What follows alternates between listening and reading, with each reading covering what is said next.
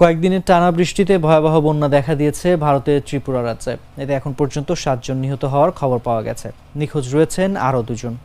বন্যার কারণে ডুম্বুর জল বিদ্যুৎ প্রকল্পের বাঁধ খুলে দিয়েছে কর্তৃপক্ষ। এর ফলে হুহু করে পানি ঢুকছে বাংলাদেশে। ভারতীয় সংবাদ মাধ্যমগুলোর খবরে জানা যায়, ত্রিপুরায় 4টি নদীর পানি বিপদসীমার ওপর দিয়ে প্রবাহিত হচ্ছে।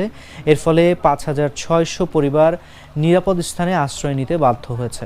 ত্রিপুরার ভেতর দিয়ে প্রবাহিত হয়ে হাওড়া নদী বাংলাদেশের ব্রাহ্মণবাড়িয়া জেলায়, ধলাই নদী মৌলভীবাজারে, মুহুরী নদী ফেনী জেলায় এবং খোয়াই নদী সিলেটে প্রবেশ করেছে। ত্রিপুরার গোমতী জেলা ম্যাজিস্ট্রেট তার অফিসিয়াল সোশ্যাল মিডিয়া অ্যাকাউন্টে জানিয়েছেন, গোমতী নদীর পানি আরও বাড়তে পারে। এ কারণে ডুম্বুর জলবিদ্যুৎ প্রকল্পের বাঁধ থেকে পানি ছাড়তে হবে। তিনি জানিয়েছেন, বুধবার স্থানীয় সময় সকাল 8:35 পর্যন্ত বাঁধের 3টি গেটের মধ্যে একটি খুলে দেওয়া হয়েছে। ত্রিপুরায় উৎপত্তি হওয়া গোমতী নদী প্রায় 150 কিলোমিটার অতিক্রম করে কুমিল্লার ভেতর দিয়ে বাংলাদেশে প্রবেশ করেছে। ফলে ডুম্বুর বাঁধের গেট খুলে দেওয়ায় হুহু করে পানি ঢুকছে কুমিল্লা অঞ্চলে।